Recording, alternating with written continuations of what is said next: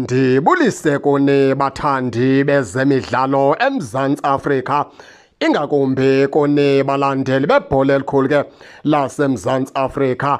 Ukhali Ben Josefe bekade eqeqesha phaa iqela leKaizer Chiefs.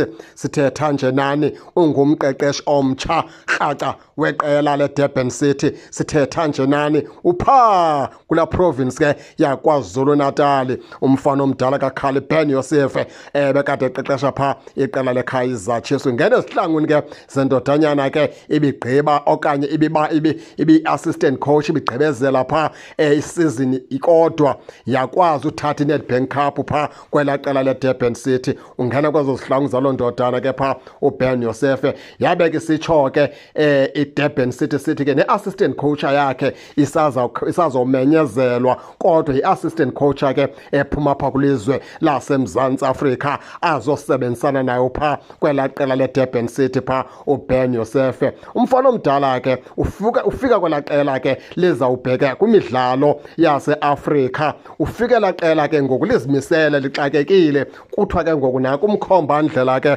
mfana omdala thabathisa apha iqela lingenile phaa kwiCAF Confederation Cup.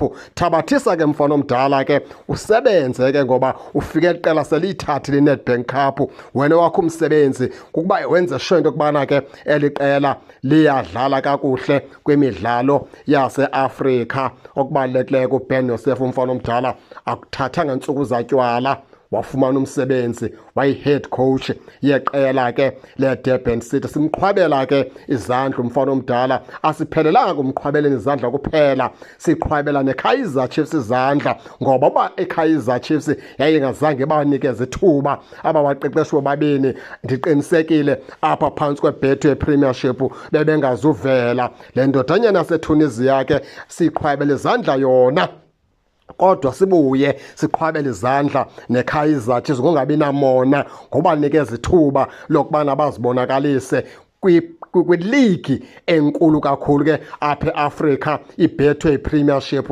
Endiqiniseke into yokubana ke nabo babezibuza imibuzo yokubana bathenjwe ngantoni na into yokuba bangade banikezwe iqela elikhulu elingakeKaizer Chiefs lidlala kwiligi yodumo yalapha eAfrika, iBetway Premiership, kodwa iKaizer Chiefs yabanikeza lo thuba. Bona ke ngoku ithuba balinikezwe iKaizer Chiefs libenzela ntoni? Sebeyabonwa ngoku ziitim ezilapha phantsi kweBetway Premiership. Sibulela kakhulu ngongazenzisi umfana omdala. Sikunqwenela le ntlahla, sikunqwenela into zakho zihambe kakuhle kwelo qela leDurban City mfo kaBen Josefe. Sithetha nje nani ke uKhalile Ben Joseph ebekade ngumqeqeshi ke weqela leKaizer Chiefs, ungumqeqeshi omtsha weqela ke leDurban City. Ningangena ke baphulaphuli ke nani nitsho into yokubana niva njani, nize ningakhohlwa usubscribe kule channel ukuze ningaphoswa zezemidlalo endizanothulela zona kwixa elizayo kakuhle babukeli.